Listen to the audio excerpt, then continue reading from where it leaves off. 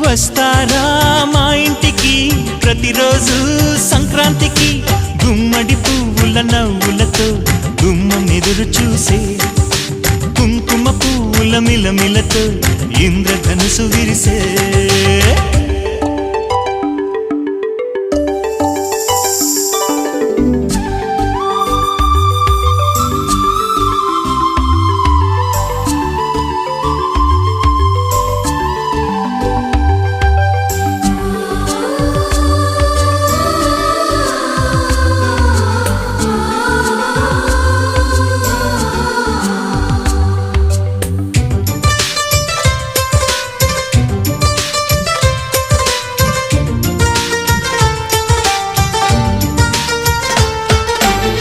ఖుషి తోటలో